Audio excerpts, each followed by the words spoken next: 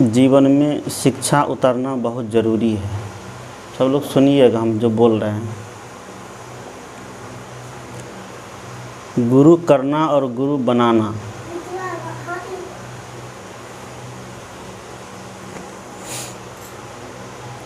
ये सबके बस की बात भी नहीं है और सबका सौभाग्य भी नहीं होता है। गुरु बनाए जाते हैं जीवन में शांति के लिए, कल्याण के लिए। गुरु जब बनते हैं तो उसको कहा जाता है दूसरा जन्म। जैसे पहला जन्म माता और पिता के द्वारा होता है, जिससे शरीर का जन्म होता है, इसलिए माता पिता को प्रथम देव माने गए हैं। दूसरे में शरीर जन्म लेकर के बड़े हो गए।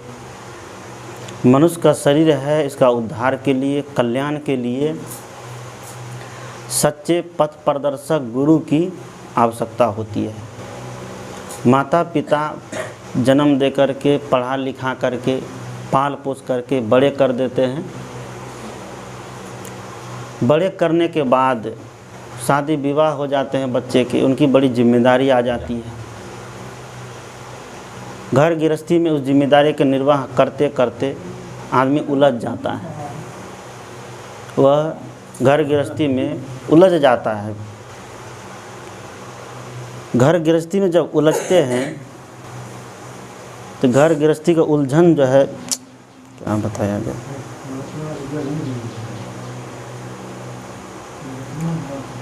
घर गृहस्थी का उलझन बहुत खराब होता है। उस उलझन से सुलझने के लिए व्यक्ति संत के शरण में जाते हैं, धर्म के शरण में जाते हैं, गुरु के शरण में जाते हैं। गुरु के शरण में जाने पर उसको शांति की प्राप्ति होती है।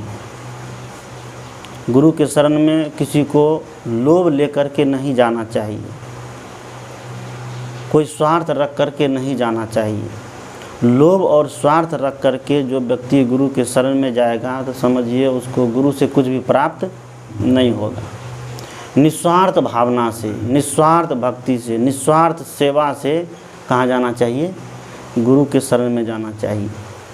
कोई निस्वार्थ भावना के साथ गुरु के शरण में गए तो गुरु जब देने लगते हैं तो बिल्कुल पूरा सब कुछ उड़ल देते हैं।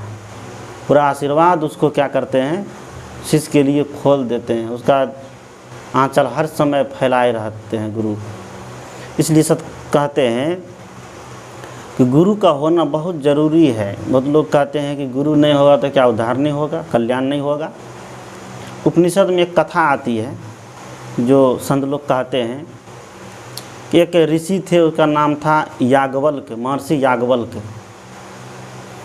महर्षि याज्ञवल्क्य बहुत दिन हो गए उनके शादी विवाह। 2 पत्नी थी उनको, मैत्रेयी और कात्यायनी। दोनों पत्नी से कोई संतान उनको नहीं हुई। जब कोई संतान नहीं हुई तो उसको अंतिम समय में ऐसा हुआ कि चलो अब घर द्वार का त्याग करके हम सन्यासी हो जाए, संत बन जाए, महात्मा बन जाए। तो ऐसा चाहा भी और करने के लिए तैयार हो गया। जाने से पहले दोनों पत्नी को बुला के कहा कि जो संपत्ति है, जो धन है, दोनों को बराबर बराबर बांट देते हैं ताकि तुम दोनों में आगे कोई झगड़ा लड़ाई नहीं हो। तो बांटने के लिए तैयार हो गया। मैत्रेयी और कात्यायनी, मैत्रेयी जो थी वो तेज तर्रार थी। उसने पूछा अपने पति से, महर्षि याज्ञवल्क्य से, ये धन संपत्ति हमको बांट के क्यों देते हैं? कहा तुम अपना गुजर बसर करना, सुख से रहना। कहा कि इस संपत्ति से सुख अगर मिलता तो आप फिर महात्मा होने जा रहे हैं। क्यों होने जा रहे हैं? आप महात्मा क्यों होने जा रहे हैं? ये धन संपत्ति हमको बांट के दे रहे हैं और आप सन्यासी होने जा रहे हैं। कारण क्या है? कहा कि यहाँ रहते रहते मुझे शांति नहीं मिल रही है, इसलिए मैं उसी शांति की तलाश में कहाँ जा रहा हूँ? गुरु के शरण में जा रहा हूँ, संत की शरण में जा रहा हूँ। मैत्रेयी ने कहा कि जब इस संपत्ति से आपको संतोष नहीं मिला, शांति नहीं मिली, तो हमको बांट के देते हैं, क्या हमको शांति मिलेगी? महर्षि याज्ञवल्क्य ने कहा कि तुमको भी शांति नहीं मिलेगी।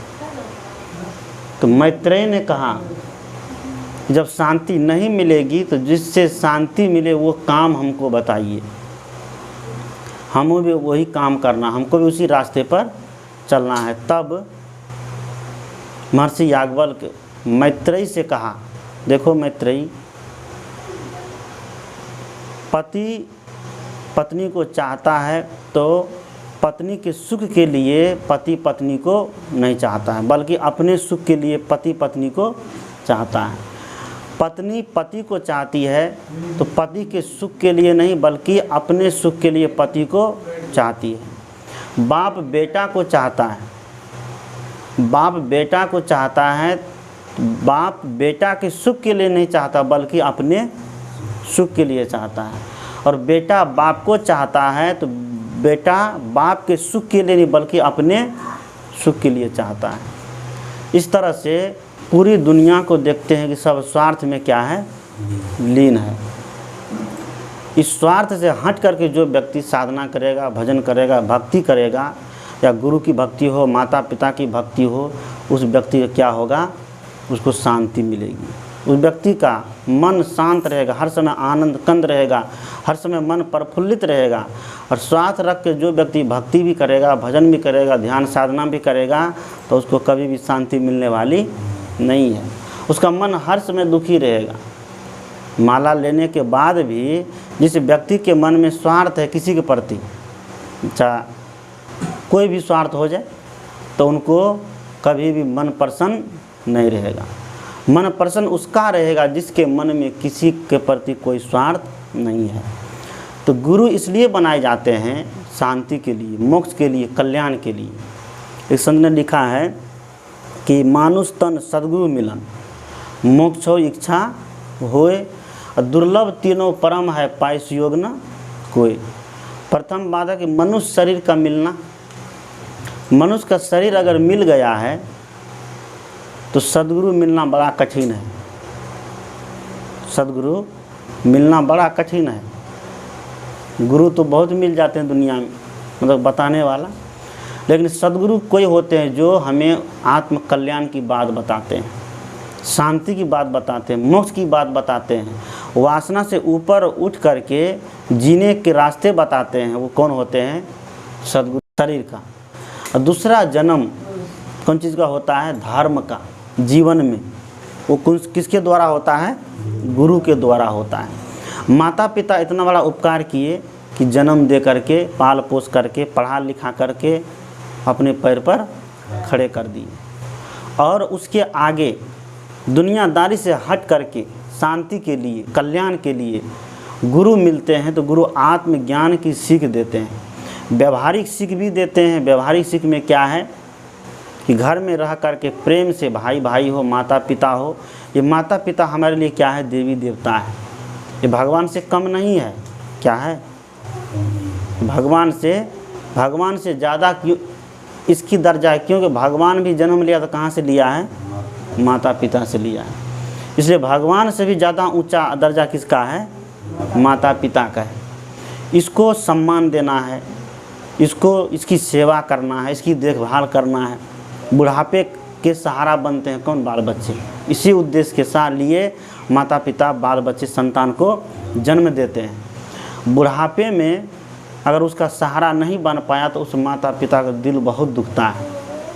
और बुढ़ापे में जो माता पिता बच्चे के कर्म से, जिसके माता पिता के आंख से आंसू निकल गए, समझिए कि वैसा अभागा बच्चा और कोई दूसरा नहीं होगा।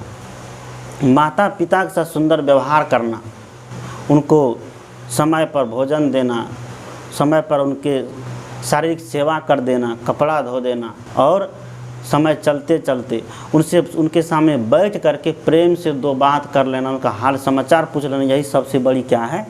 सेवा है। आप जो भगवान की पूजा करते हैं घर में करिए, उसके लिए हमारी तरफ से कोई मनाही नहीं है, कोई रोक छोक नहीं है।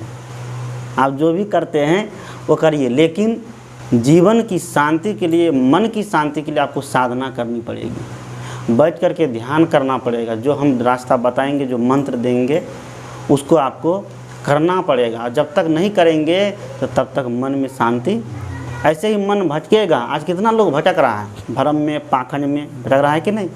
भूत के पीछे, प्रेत के पीछे, जादू के पीछे, टोना के पीछे, देवी देवता के पीछे, और सब जगह जा जा करके कोई सुख मांगता है, कोई धन मांगता है, कोई दौलत मांगता है। मत दो उसको, रहने दो। इसमें जो है ना और सामान बच गया ना, ये केला ले आए थे, सब कुछ मांगता है। मांगने से कहीं कुछ मिलने वाला नहीं है। धन मांगने से अगर मिल जाए, धन अगर मांगने से मिल जाए तो बहुत लोग गरीब है, मिल जाता कि नहीं उनको भी। धन है परिश्रम करने की चीज़, मेहनत करने की चीज़। संपत्ति है, मेहनत करिए, शरीर से मेहनत करिए, ईमानदारी पूर्वक मेहनत। और ईमानदारी पूर्वक मेहनत से जो हम प्राप्त करते हैं उसको क्या करिए, अपने लिए प्रयोग करिए और उसको कुछ धर्म में भी लगाइए। उस संपत्ति को कुछ धर्म में भी लगाइए। जिस संपत्ति को हम धर्म में लगा देते, समझिए वही हमारा क्या असली संपत्ति है। अपने लिए खाते हैं, कमाते हैं, और खाते कमाते एक दिन क्या होता है, राम नाम सत हो जाता है। लेकिन जो व्यक्ति जीते जी अपनी संपत्ति का प्रयोग अपने लिए तो करते ही करते हैं, लेकिन धर्म के लिए भी करते हैं, समझिए वही क्या है, व्यक्ति इंसान है।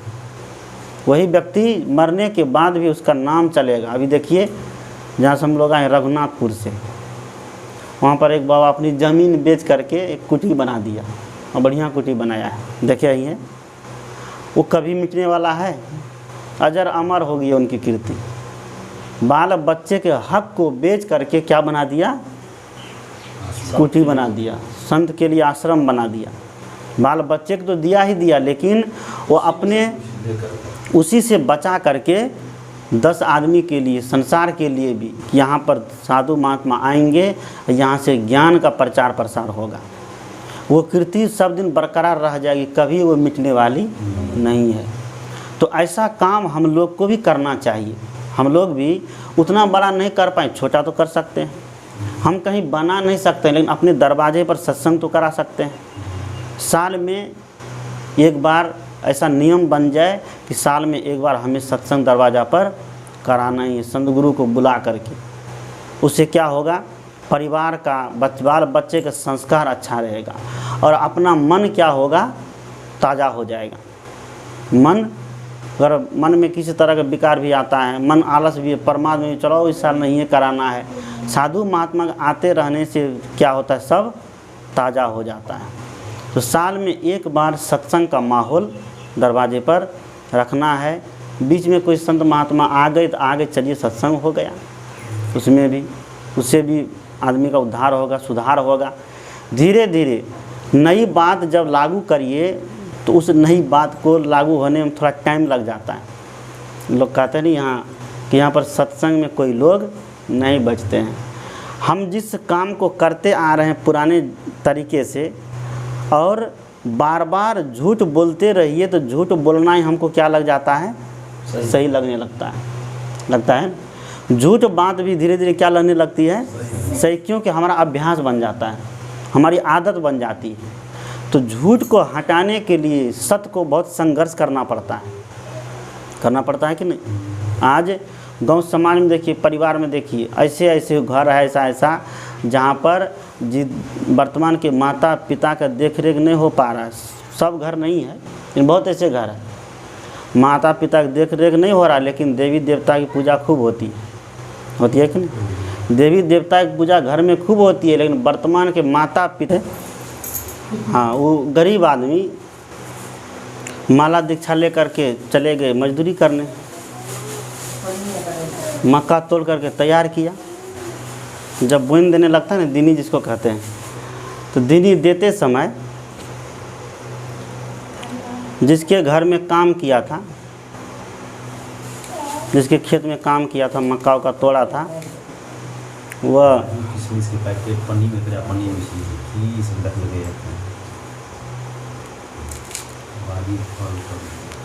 दीनी देने वाला आदमी जिसके गले में माला देखा, उसने क्या किया, उसको दीनी बोइन नहीं दिया, क्या क्या पूरा का पूरा मक्का दे दिया। जितना तोड़ा था वो पूरा मक्का उसको दे दिया। जब पूरा मक्का दे दिया, जो हो गया रहने दीजिए, छोड़ दीजिए, इसको रख दीजिए यहाँ पर, ठीक है। आप लोग कुछ बोलने नहीं दीजिएगा, चुपचाप रहिए सब लोग। पूरा मक्का जब तोड़ के दे दिया तो दूसरे जो जिसके गले में माला नहीं था वो सोचा ये गले में माला लिया इसलिए उसको पूरा मक्का दे दिया मालिक। वो देख करके गया घर पर गया, महात्मा सबको बुला करके देखा देखी सब गले में माला बांध लिया। पूरा गांव का गांव एकदम कविपंथी हो गया, सबके गले में माला, सबके गले में माला। दूसरा साल फिर मक्का बोया, फिर मक्का तैयार हुआ। मालिक फिर सबको बोला कि चलो जी सब मक्का तोड़ना है। तो वही हुआ, सब गया मक्का तोड़ने के लिए। सोचा था कि उस बार तो हम लोग के गले में माला नहीं था तो कम मिला, इस बार जितना तोड़ेंगे सब लेकर आ जाएंगे। गया मक्का तोड़ा, मक्का तोड़ करके मालिक को बोला भी नहीं और सब मक्का घर बोरा में भर भर के अपना घर लेके चला गया। मालिक देखता है हो बाप ये सब किया, सब ये तो पूंजियो चला गया लेकर के। मालिक सोचा कि ठीक है देखते हैं, थोड़ा कुछ न कुछ तरीका लगाना पड़ेगा। मालिक सबको खबर भिजवाए कि कल आम सभा है, सबको जमा होना है। एक बगीचा में, एक चार दीवारी के अंदर सबको जमा होना है, आम सभा है। पूरा गांव एकदम जमा हुआ, सब के सब लोग बोले कि कल तुम लोग मक्का तोड़े तो क्या हुआ? कहा सब हम अपने घर ले गए। क्यों ले गया? कहा हम लोग के गले में माला था तो आप तो एक बार माला वाला व्यक्ति मक्का तोड़ा तो आप सबको उस पूरा दे दिए उसको, तो हम लोग भी माला अब ले लिए, हम लोग भी वैष्णव हो गए हैं तो हम लोग भी लेके चले गए, आपको क्यों पूछेंगे? पिछले साल तो आप ऐसा किए थे। कहा अच्छा ठीक है, एक काम करना पड़ेगा। कहा क्या काम? अपने मंत्री अपने लोगों से सब कहा कि गेट बंद कर दो और एक तो कसाई को गेट पर खड़ा कर दो तलवार लेकर के। तलवार लेकर के कसाई को गेट पर खड़ा कर दो और गेट से निकालते जाओ, सबको पूछते जाओ गला चाहिए कि माला चाहिए? क्या चाहिए? गला चाहिए कि माला चाहिए? वैसे ही किया गया। कसाई को आगे रख दिया तलवार लेकर के, एकदम धार रत रत कर रहा है तलवार में। उधर से निकालते जाता, पूछता है गला चाहिए कि माला चाहिए? तलवार के धारे दे कर कहते हो बा हमें गला छोड़ दीजिए, माला लीजिए। माला उतार के धर दिया, कहा कि ले जाइए, हमको नहीं चाहिए ये सब माला। उसी तरह सबको बुलाते गया, गला चाहिए कि माला चाहिए? जो सब नकली था, जो सब देखा देखी माला लिया था कि गला चाहिए कि माला चाहिए, कि हमको गला छोड़ दीजिए। गला छोड़ना है तो मक्का ला के जमा करो। और जितना जितना मक्का जो सब ले चला सब मक्का ला करके जमा करवा लिया। हाँ, और अंतिम में वो व्यक्ति जो व्यक्ति पहले से माला लिया हुआ था उसको भी बुलाया गया। कहा कि तुमको गला चाहिए कि माला चाहिए? उसने कहा हमारा गला काट दीजिए लेकिन हमारे गले से माला नहीं निकल सकता। कहा यही असली चलवा है। क्या कहा? यही असली चलवा है, गला कट जाए लेकिन माला गला से नहीं उतर सकता है। गुरु जी के पास यहाँ पूर्णिया में गुरु जी के पास एक महिला गई। महिला गुरु जी से दीक्षा ली हुई थी, माला ली हुई थी। उसका पति जो है मांसाहारी था। पति मांसाहारी था तो पत्नी कहे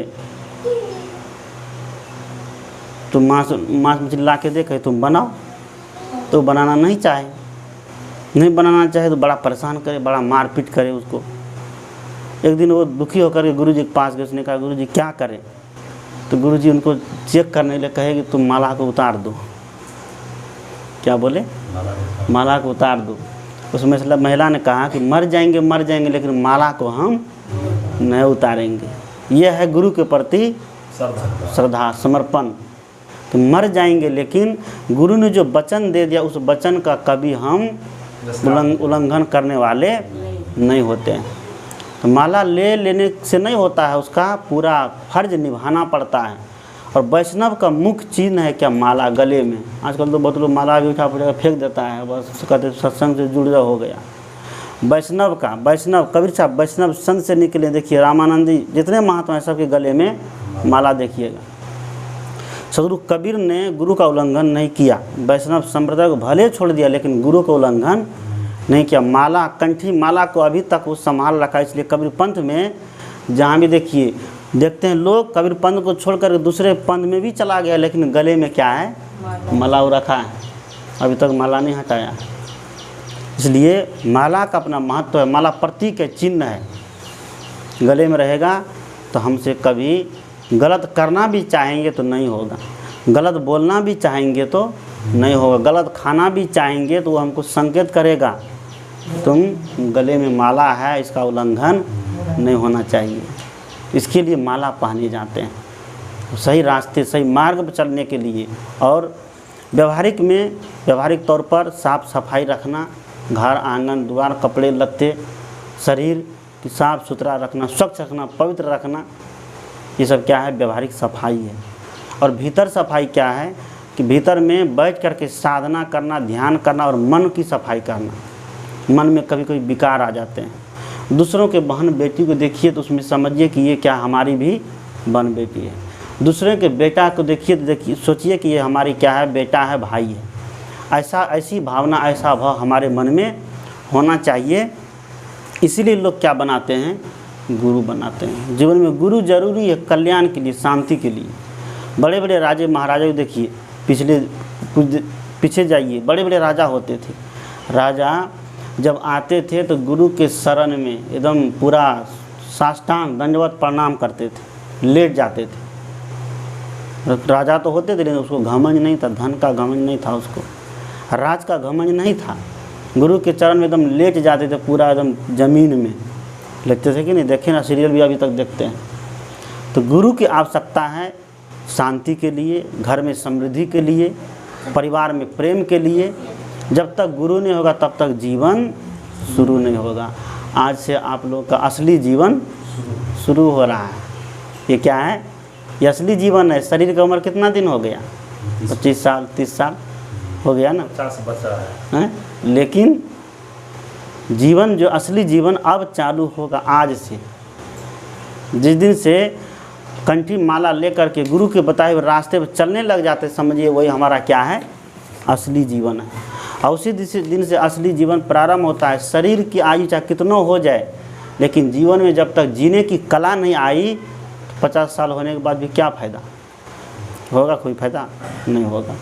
इसलिए साफ़ सफाई है, रहन सहन है, खान पान में सुधार होना चाहिए, बोलने में सुधार होना चाहिए, और अपने कर्तव्य के पथ पर डटे रहना चाहिए। कर्तव्य से किसी को घबराना नहीं चाहिए।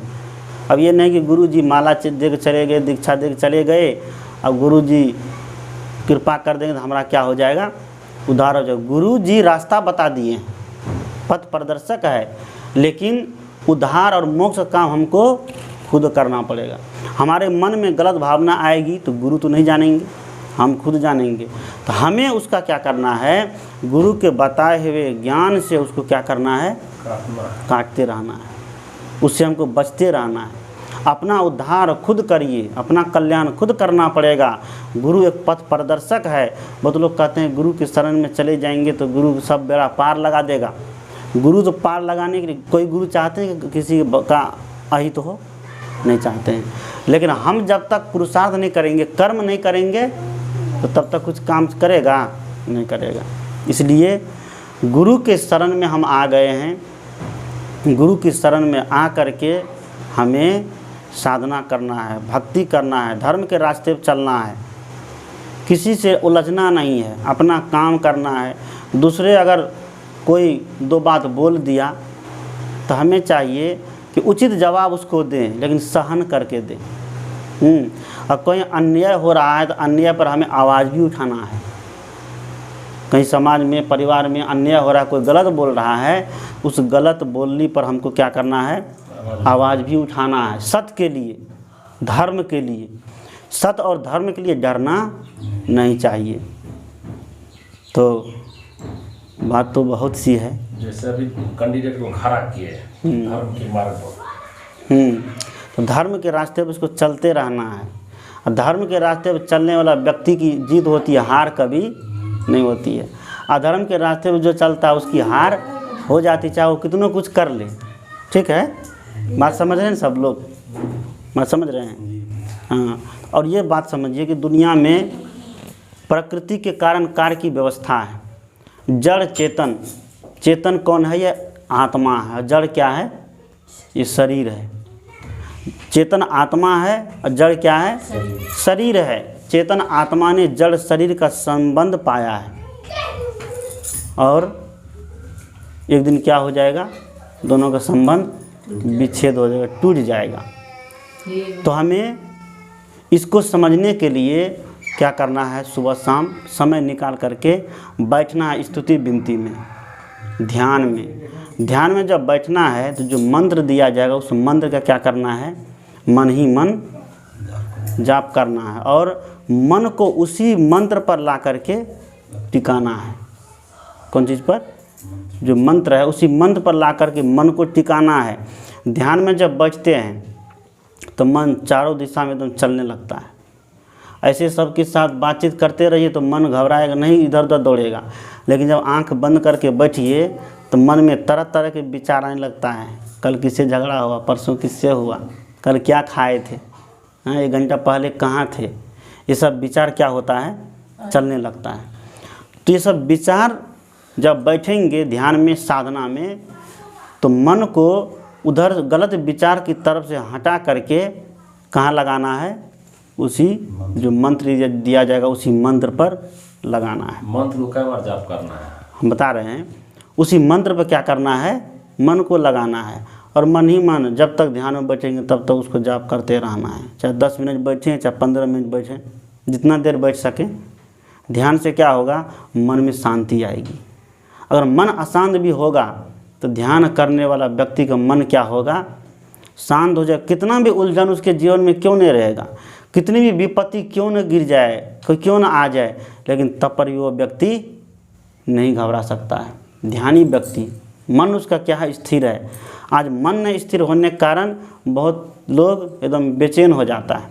इधर ये ठीक है कि वो ठीक है, इधर ठीक है कि उधर ठीक है, कहाँ जाए कहाँ नहीं जाए, कौन देवी के पास जाए, कौन देवता के पास जाए, कौन तीर्थ करने जाए, कौन व्रत करने जाए। इसी में दौड़ते दौड़ते व्यक्ति क्या होता है? उलझ जाता है।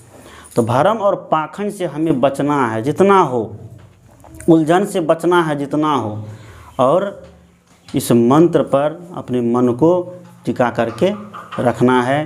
तो आज तीनों का क्या है? असली जन्मदिन है। और ही दिन हुआ, हाँ, आज कोई छोटा बड़ा नहीं। और ऐसे ही इसी दिन में एक विचार बना करके अगले साल सत्संग का आयोजन, मतलब ये जिस दिन दीक्षा का काम हुआ है उसी दिन ये सत्संग का आयोजन प्रत्येक साल होते रहे। इससे क्या होगा कि संत गुरु का आना हो जाएगा और परिवार में सबसे प्रेम बना रहेगा, सत्संग भजन हो जाएगा, धर्म हो जाएगा। हम जो कमाते हैं उस कमाई का कुछ अंश दान में लग जाएगा। हम जो कमाते हैं उसको कहीं न कहीं, कोई भी संत आवे, कबीर साहब कहते हैं कि कोई भी संत आ जाए दरवाजे पर तो संत के साथ कोई पक्षपात नहीं। बहुत लोग कहते हैं ये अपना महात्मा है, तो ऐसा नहीं होना चाहिए। संत सब अपने होते हैं। हाँ, संत के अंदर ज्ञान होना चाहिए, विवेक होना चाहिए, भ्रमिक नहीं, पाखंडी नहीं। बहुत तो ठगने वाला भी आ जाता संत के भेष में, आता है ना, गुल्ली बेचने आ जाएगा, ताबीज़ बेचने आ जाएगा, तंत्र मंत्र देने आ जाएगा और दे करके कहेगा इसको तुम अपने कौन सी में रख दो, कौशलिया में रख दो, तुम्हारा पैसा 1 का 2 हो जाएगा, 1 गुना का 2 गुना हो जाएगा। अपना पॉकेट भरने भी। हाँ, ये सब क्या है? ये सब फालतू की बात है। अंगूठी बेचने आएगा, कहेगा शनि ग्रह का अंगूठी, इसको पहन लो तो तुम्हारा शनि ग्रह क्या हो जाएगा?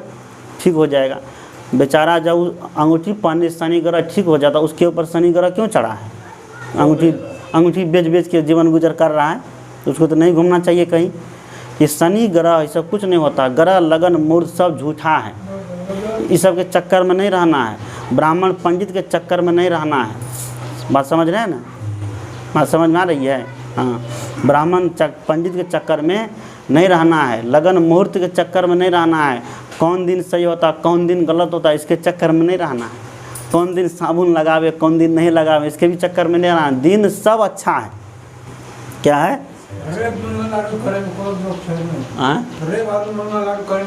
उपवास करना हो आप कर सकते हैं। कभी उपवास शरीर के लिए होता है।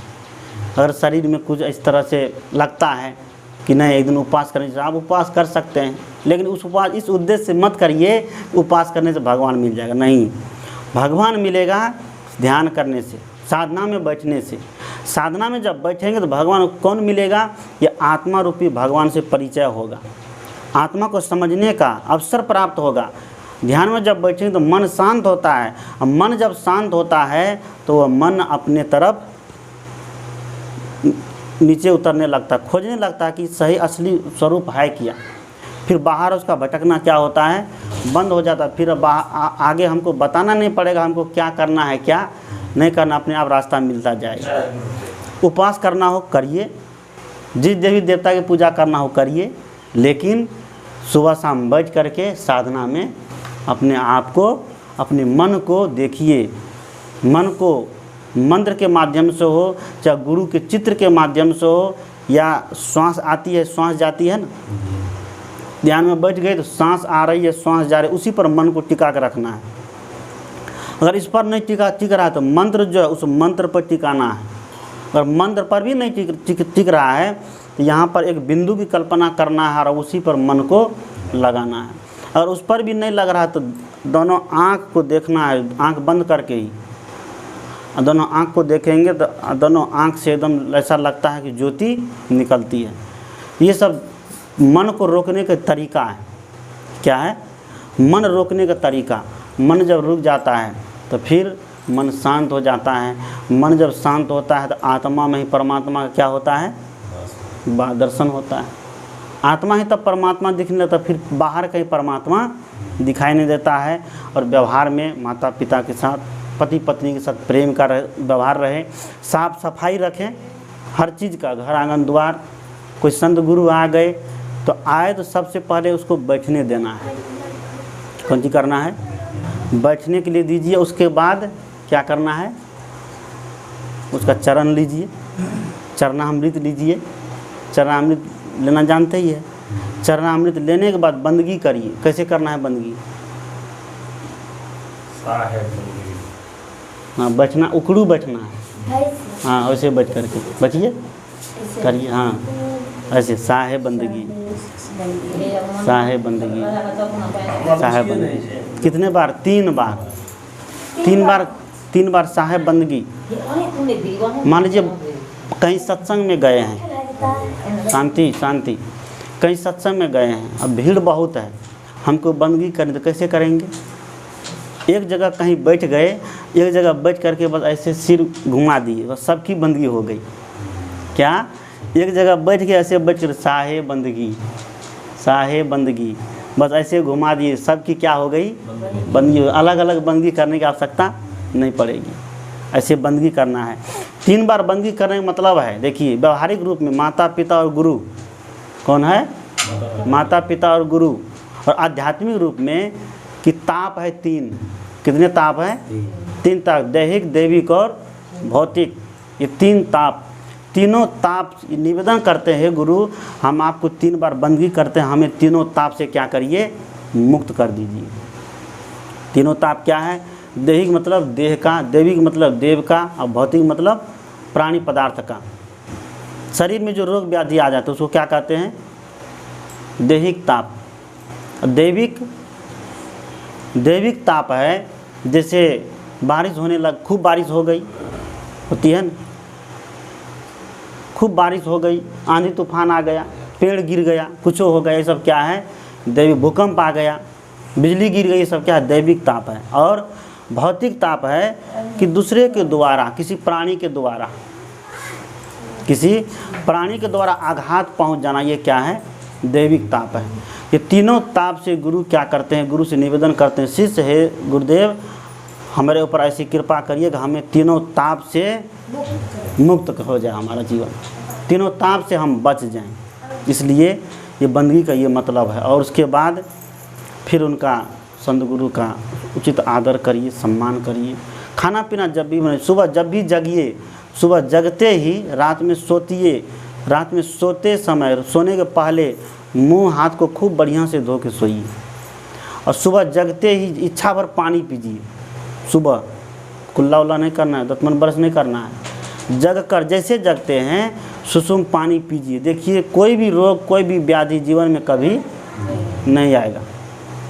सुबह जगते ही सुसुम पानी इच्छा भर पी लीजिए। उसके बाद आप फ्रेश व्रेश होने के लिए जाइए। फ्रेश सब काम धंधा करके झाड़ू पोछा लगा के फिर स्नान करिए। स्नान करने के बाद ही भोजन छाजन बनाइए, रसोई में जाइए, भोजन पवित्र बनेगा। यहाँ देखते हैं लोग खाना पीना बनाते बनाते 4 बज जाता, चप जाएगा, 4 बार दिन में खा लेगा, 4 बजे स्नान करने जाता है। ऐसा नहीं होना चाहिए। पहले पवित्र होइए शरीर से, शरीर पवित्र होगा तब जाकर के भोजन बनाइए। और वह भोजन बनाएंगे तो वह भोजन क्या बनेगा? पवित्र बनेगा। और जैसा खावे अन्न वैसा बने मन, जैसा पीवे पानी वैसे बोले वाणी। जैसा अन्न खाएंगे वैसा हमारा मन हो जाएगा। पवित्र अन्न खाएंगे तो पवित्र, और अपवित्र अन्न खाएंगे तो अपवित्र। भगवान कृष्ण ने गीता में कहा कि आहार शुद्धो सत्व शुद्धि, सत्व शुद्धि ध्रुवा स्मृति, स्मृति लंबे सर्व ग्रंथि नाम विप्र मोक्ष। आहार की शुद्धि से तत्व मतलब तत्व की शुद्धि होती है, अंतरात्मा की शुद्धि होती है। और आहार शुद्ध नहीं होगा तो अंतरात्मा भी कभी शुद्ध नहीं होगा। गलत आहार लेंगे तो मन क्या बनेगा? गलत बनेगा। और मन गलत बनेगा तो गलत मन से कभी भी भजन साधना का काम नहीं हो सकता है। तो हम मनुष्य है, हमें चाहिए कि सुंदर आहार ले, शाकाहारी आहार ले, सात्विक भोजन ले। और सात्विक भोजन में जो पवित्रता है वो दूसरे भोजन में नहीं है। और बताने के लिए बहुत सी बात है, बताने के लिए बहुत सी बातें धीरे धीरे आप लोग सीखते रहेंगे। किताब उताब दे देंगे। और ये किताब है तो भजन जो उसमें अभी जो बंदन ये गुरुदेव हाँ। प्रार्थना के लिए सबको। हाँ, ये जो है इसमें प्रातःकालीन और सायंकालीन है। ठीक, हम इसमें बाद में चिन्ह लगा देंगे। हमको जितना टाइम है, मान लीजिए 10 मिनट टाइम है, इसमें है बहुत, लेकिन टाइम नहीं है कहीं हमको निकालना है तो 10 मिनट 15 मिनट टाइम निकाल करके इसको हमें कर लेना है। कौन?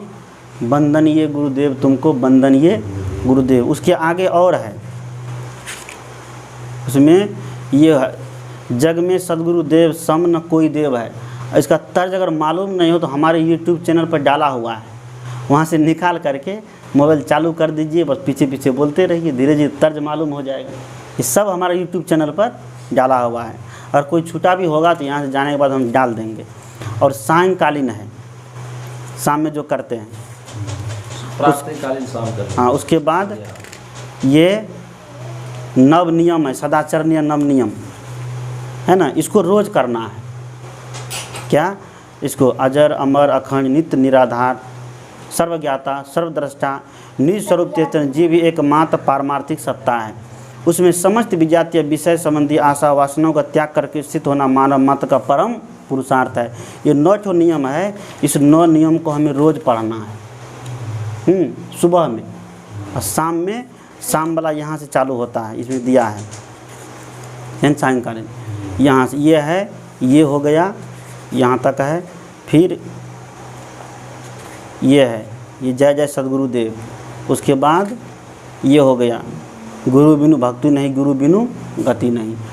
इसको यहाँ तक कर लेना है, करके आरती लगा दी। उसके बाद भोजन वोजन बस किए।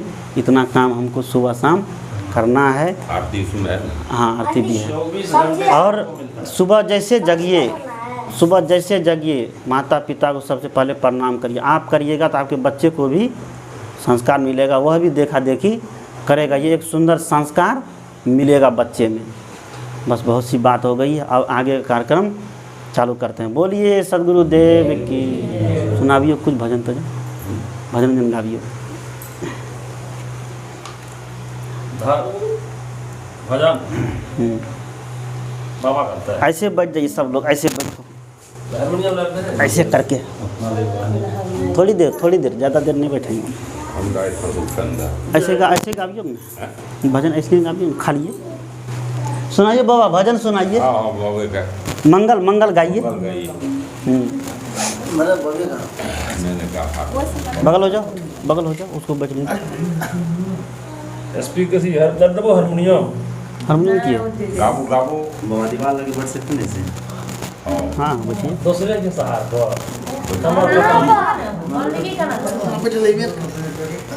बंदगी करिए, सब बंदगी करिए, बंदगी करिए। साहे बंदगी, साहे बंदगी। नीचा करा ना, हाथ नीचा करा ना। बोलिए सद्गुरुदेव की।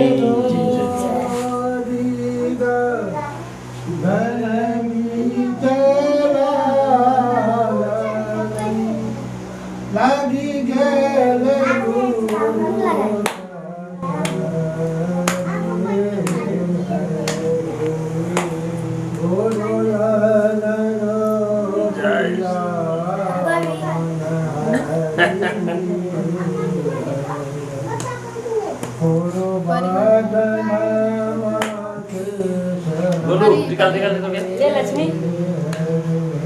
दे खराब ना भागो भागो भागो भागो।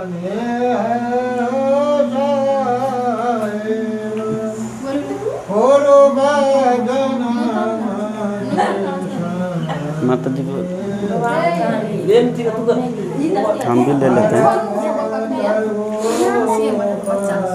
ये कुछ भी नहीं मोबाइल में लोड है चलाने का मोबाइल में लोड है कुछ भी चलिए दादी संत लोग बाटी घुमा दे एक बार। इसको घुमा दे एक बार सब लगा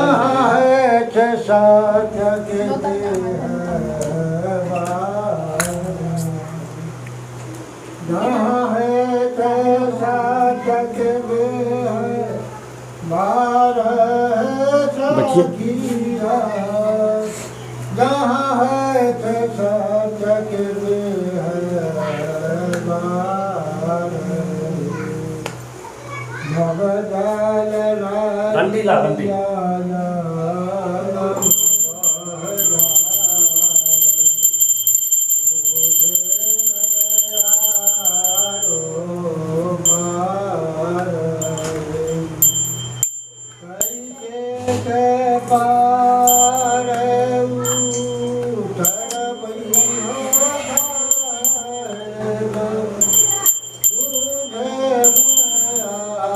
अगरबत्ती में भी ताकत आता है।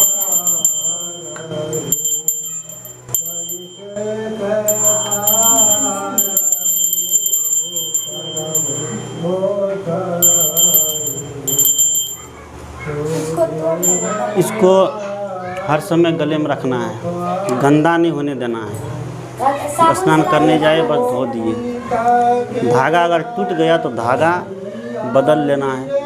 धागा सब मिलता है ना, साधुओं में आते जाते रहना, किसी का नाम हमारा धागा बदल दीजिए, ठीक। हर समय ये गले में रहेगा।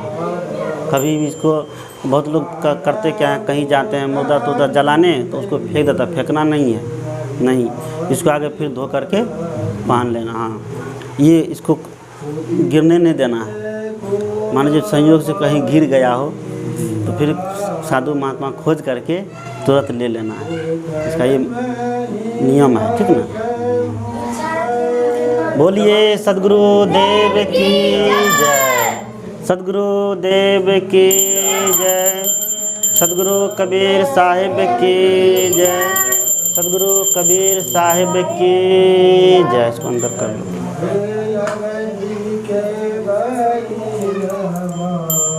अंदर करो। और पकड़ लो। अब बंदगी करिए, बंदगी। हाँ बोलो, साहे बंदगी करो। साहे बंदगी, साहे बंदगी, साहे बंदगी। हाँ बस, अब वैसे ही बैठिए जैसे बताए। बैठने में ऐसे दिक्कत हो रहा है। कोई धीरे धीरे हो जाएगा, वैसे ही बैठिए।